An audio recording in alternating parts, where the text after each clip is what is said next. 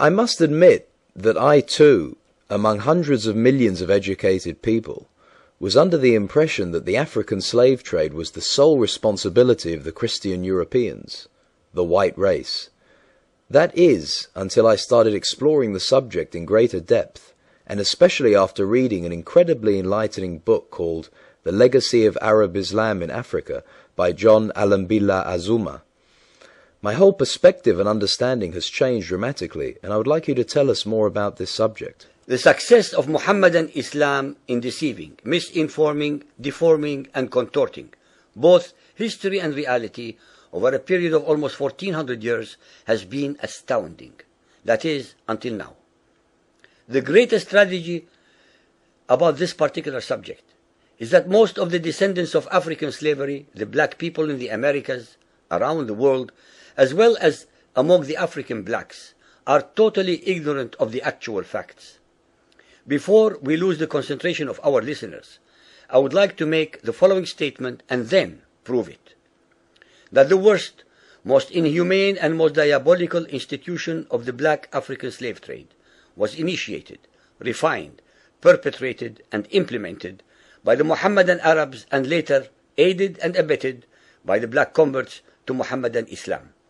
I predict that, as usual, the two subcultures, those of denial of facts and of political correctness, will attack us without once disproving a single statement and or conclusion that we make. Slavery was not created by the white races, because it has existed throughout human history and practiced by every tribe, culture, civilization, racial group, and religion. In fact, the very word slavery has its root in the name Slav, based upon the Slavic peoples of Europe who were subjugated by other Europeans. It is not common knowledge that the Arabic word abd is synonymous with the meaning of slave.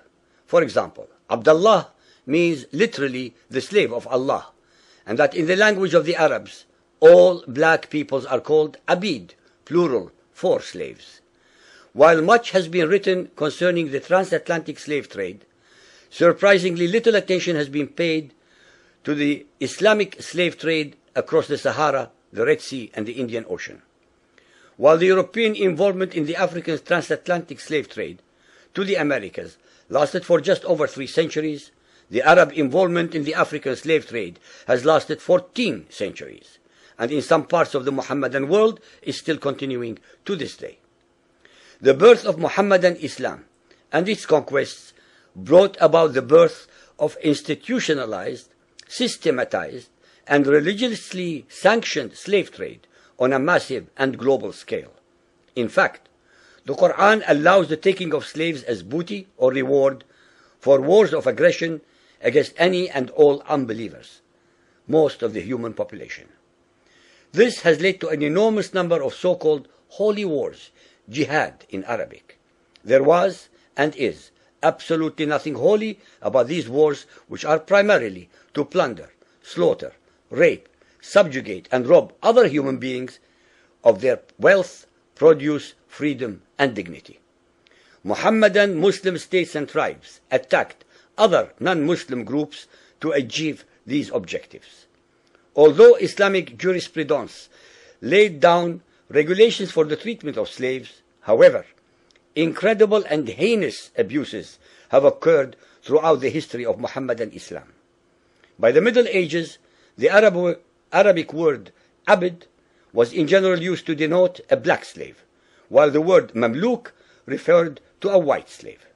Ibn Khaldun, 1332 to 1406, the preeminent Islamic medieval historian and social thinker, wrote, "The Negro nations are, as a rule, submissive to slavery, because they have attributes that are quite similar to dumb animals." It should also be noted that black slaves were castrated based on the assumption that the blacks had an ungovernable sexual appetite.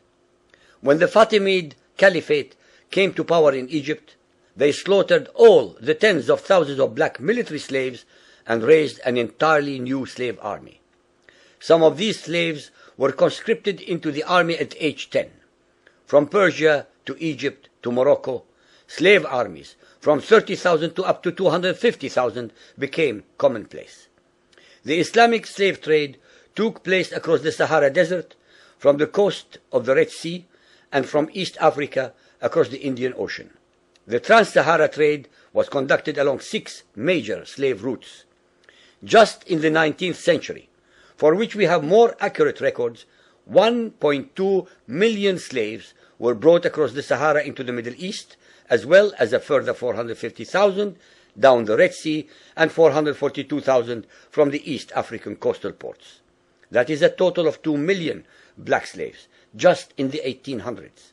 At least 8 million more were calculated to have died before reaching the Muslim slave markets. A comparison of the Islamic slave trade to the American slave trade reveals some extremely interesting contrasts. While 2 out of every 3 slaves shipped across the Atlantic were men, the proportions were reversed in the Islamic slave trade. 2 women for every man were enslaved by the Muslims.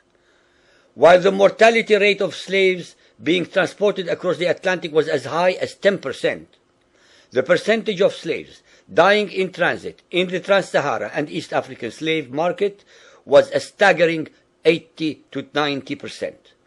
While almost all the slaves shipped across the Atlantic were for agricultural work, most of the slaves destined for the Muslim Middle East were for sexual exploitation as concubines, in harems, and for military service. While many children were born to the slaves in the Americas, the millions of their descendants are citizens in Brazil and the United States today. Very few descendants of the slaves that ended up in the Middle East survive.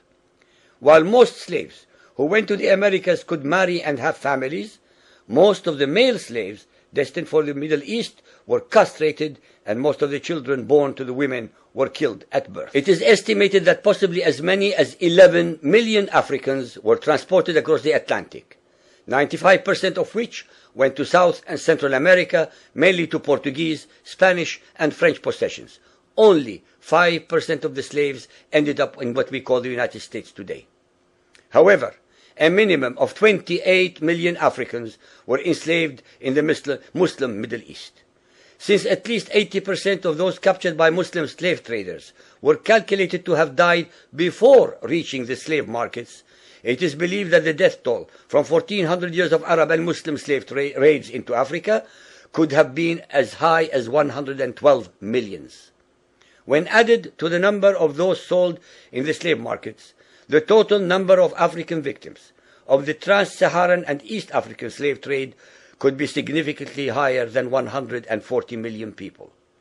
What is obscene about this whole subject is the Muhammadan, Muslim, and Arab culture of denial regarding their complicity in the African slave trade, as well as the ignorance of black Muslims about the reality of their past and present conditions. The statistics and reports above are based upon the logbooks kept at the African slave ports, ship logs, travelers' reports, eyewitness accounts, etc. Ladies and gentlemen, the facts and reality of Muhammadan Islam's complicity in the slave trade and their inhuman depravity are infinitely more devastating, more staggering, and more incomprehensible than all the nightmare fictions in the world.